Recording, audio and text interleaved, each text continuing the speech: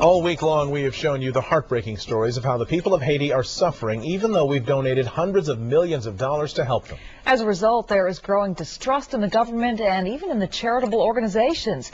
David Ono is following the money trail, and he joins us now. We've been studying this for quite some time now. Now, our figures show that Southern California has donated $62.5 million to help Haiti, and that's just the top 8 charities. The actual amount is far above that.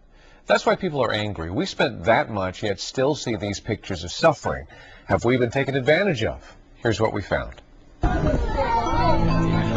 6 months after the earthquake, we never expected to see scenes like this. I don't have no food, no money, no more nothing. People's spirits broken. Their hope has turned to anger and distrust. Stop give the government the money, because what they do, they take the money, try to blame it on American people. You look like you never did nothing. So you think Americans are giving money to your government, but the government's not helping you guys with the money, they're keeping the money?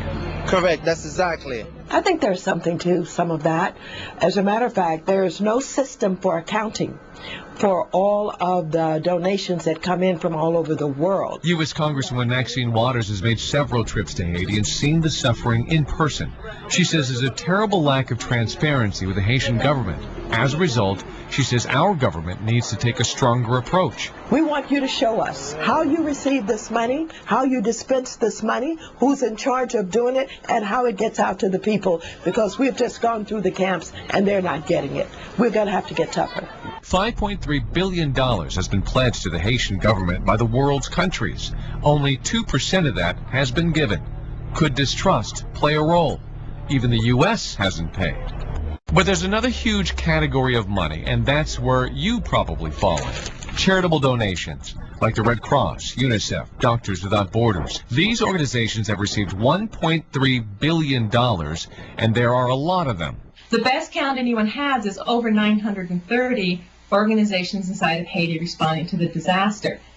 Imagine attempting to coordinate 930 different organizations. Via Skype, Sandra Schimmelfennig, director of the Charity Raider, is an expert on nonprofits and understands the complications. She says the situation in Haiti is extremely complicated.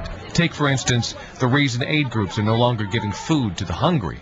It's because the Haitian government asked them to stop. The reason for this is if you import a lot of food and you give it away for free, you put a lot of people out of work. You put the food importers, you put the distribution, you put the shopkeepers out of work, and pretty soon you've got a lot more people who are now desperate for aid as well. Haiti's unemployment rate is around 90%.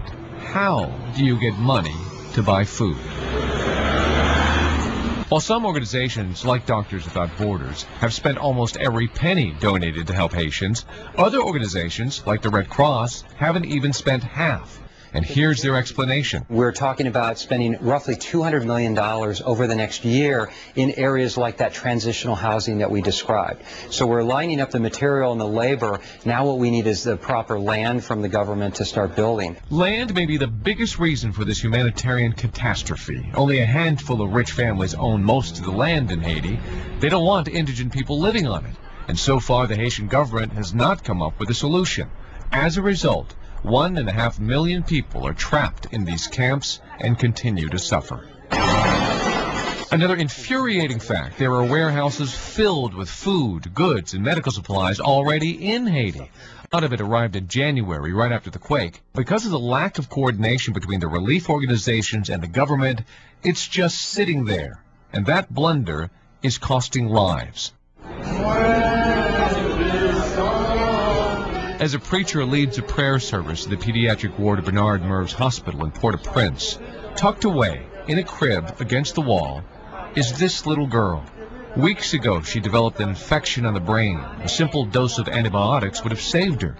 Doctors couldn't find any, even though there were warehouses filled with them.